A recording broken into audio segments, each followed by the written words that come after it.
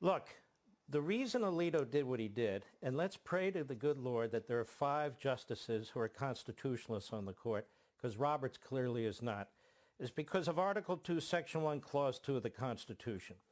And the left and the Democrats hate this clause. Why? What does it say? Each state shall appoint in such manner as the legislature thereof may direct a number of electors equal to the number of senators and the representatives. This is really the only place in the Constitution where the framers of the Constitution and the ratifiers go into the federal Constitution and say, not the state courts, not the federal courts, not the governor, not the bureaucracy, not Congress, but the states are going to make the election laws on determining how to choose the electors for President of the United States. So the Democrats have spent their careers trying to destroy that section of the Constitution. Why? Because they want to win states like Pennsylvania. The governor of Pennsylvania, who is a left-wing kook Democrat, tried to get the legislature to change the deadlines to move them out for mail-in voting.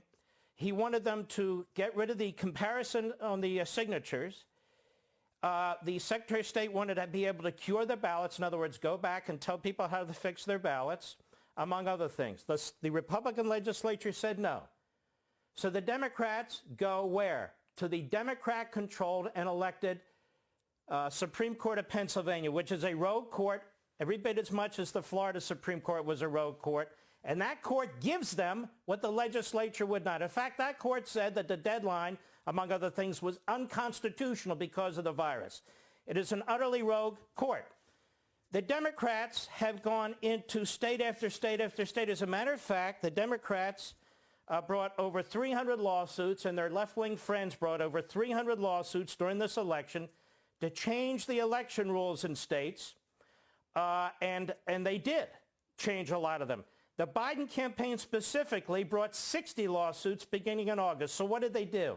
They wanted to change the rules. So let me answer Chris Christie and Alan Kinzinger, whatever the hell his name is, and all the other Republicans who are out there saying, show me the evidence of fraud.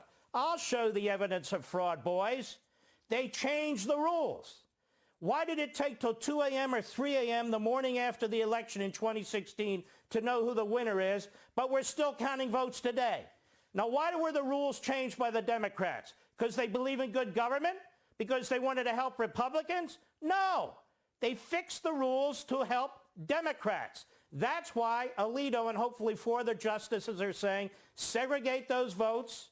Those were done by the state Supreme Court of Pennsylvania in violation of the federal Constitution of the United States.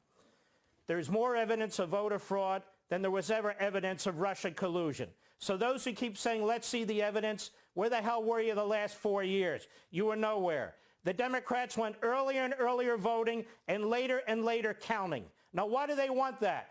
More time to fix the system. I don't mean reform it. I mean fix it in their favor.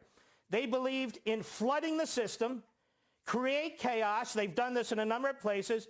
Grab power and then accuse your opponent of misbehavior. Where does that come from? 2 Marxist professors, Cloward and Piven. That was their ideology. The Democrats have embraced this for years and years. Now we're supposed to have unity. Let me tell you something. I'm part of the new resistance, God forbid if our president doesn't win.